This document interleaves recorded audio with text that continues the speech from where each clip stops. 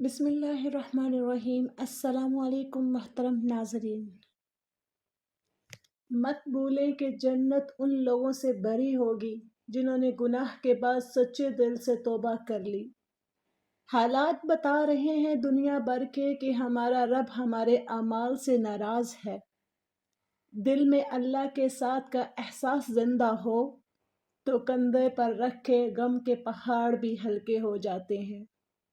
اللہ ہر بوجھ کو ہلکا کرنے کے لیے کافی ہے۔ جو تمہیں خوشی میں یاد آئے تو سمجھو تم اسے محبت کرتے ہو، اور جو تمہیں غم میں یاد آئے تو سمجھو وہ تم سے محبت کرتا ہے۔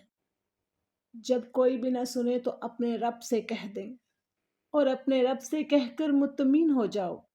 دل صاف کر دو، سب بوجھ اتار لو۔ وہ اللہ بہت قریب سے سنتا ہے۔ اللہ کی محبت کی اس سے بڑھ کر اور کیا دلیل چاہیے کہ اتنے گناہوں کے بعد بھی وہ ہمیں ڈانپ کر لوگوں میں عزت دیتا ہے۔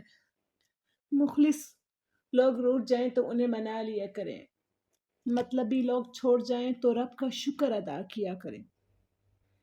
خوش رہنے کا سب سے اچھا طریقہ یہ ہے کہ کسی سے کوئی توقع نہ رکھی جائے سوائے اللہ کے۔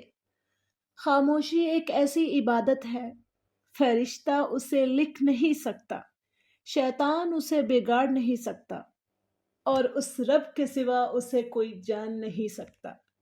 ہمت مت ہارو، کیونکہ پہاڑ سے نکلنے والی نہروں نے آج تک راستے میں کسی سے نہیں پوچھا سمندر کتنا دور ہے۔ محبت کے بدلے نفرت دیتے ہیں لوگ۔ چل اپنے رب کے در پر چلتے ہیں، وہاں ایک آنسو کے بدلے خود رب ملتا ہے۔ توکل کسے کہتے ہیں؟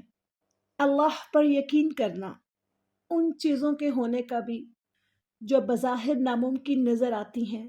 لوگوں کے خوف سے حق کی بات کہنے سے نہ رکو، کیونکہ نہ کوئی موت کو قریب کر سکتا ہے اور نہ کوئی رزق کو دور کر سکتا ہے۔ اے اللہ، تو جلال بھی، تو جمال بھی، تو ہی حال بھی، تو ہی کال بھی، تیری شان کی کروں بات کیا، تو ہی خود ہے اپنا کمال بھی۔ میری بے بسی کا عالم تیرے ارادے کا منتظر ہے، میرے مہربان رب دکھا دے مقبولیت کا غزالہ۔ دعا کی قبولیت کی پہلی شرط ہی یقین ہے۔ نہیں آتا مانگنا تو صرف ہاتھ پھیلا دو اس رب کے آگے، وہ بند لہبوں کی بولیاں بھی سنتا ہے۔ خدا کا رزق تو ہرگز زمین پر کم نہیں، مگر یہ کاٹنے والے، مگر یہ بانٹنے والے۔ جھوٹ اس لیے بک جاتا ہے کیونکہ سچ خریدنے کی اوقات بہت کم لوگوں کی ہوتی ہے۔ دوپہر تک بک گیا بازار کا ہر ایک جھوٹ، اور میں ایک سچ لیے رات تک بیٹھا رہا۔ خاموش رہو، صرف رب ہی تمہارے دل کا بوجھ ہلکا کر سکتا ہے۔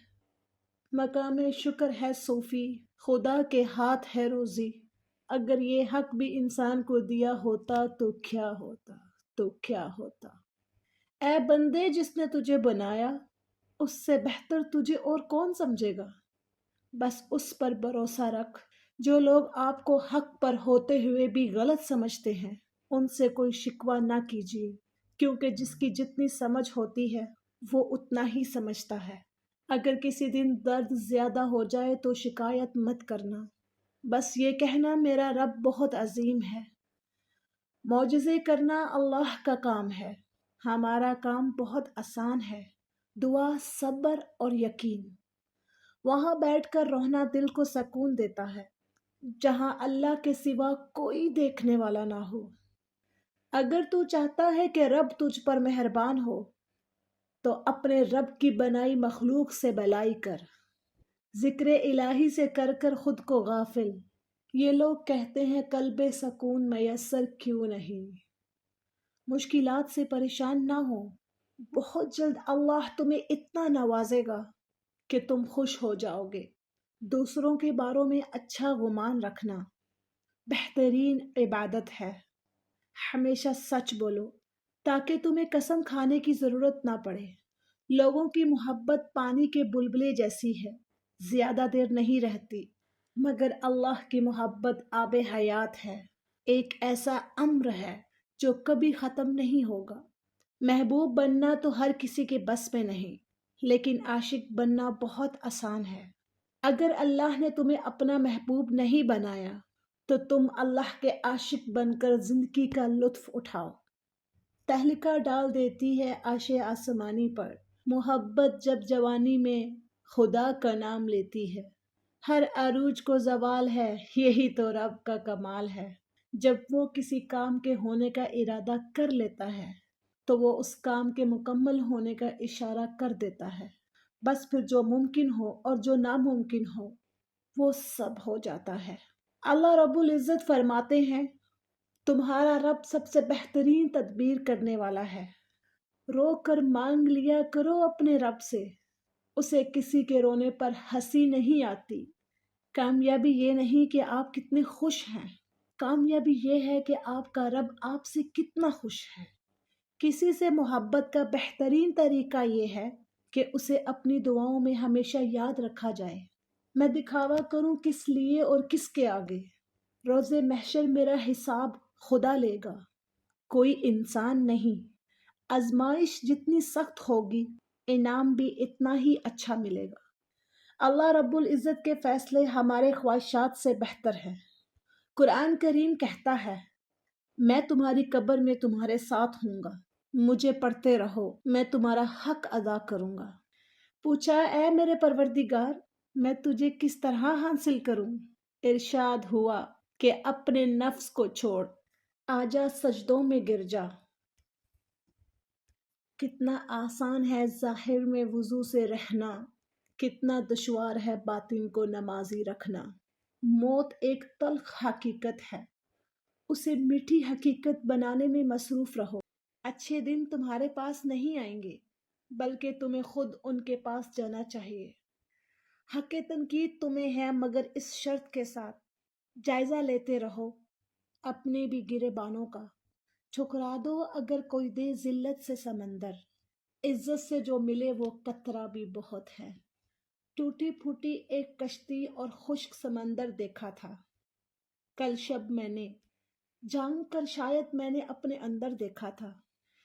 قید کر دیا سانپوں کو یہ کہہ کر سپیروں نے، اب انسان کو ڈسنے کے لیے انسان ہی کافی ہے۔ کہنے لگے کہ ہم کو تباہی کا غم نہیں، میں نے کہا وجہ تباہی یہی تو ہے۔ ہم لوگ ہیں عذاب الہی سے بے خبر، اے بے خبر، عذاب الہی یہی تو ہے۔ تمہارا کام محبت کی تلاش کرنا نہیں ہے، بلکہ اپنے اندر ان رکاوٹوں کو تلاش کرنا ہے جو تم نے محبت کے خلاف کھڑی کی ہیں۔ جہاں محبت ہو وہاں وضو کا پانی ٹھنڈا نہیں لگتا۔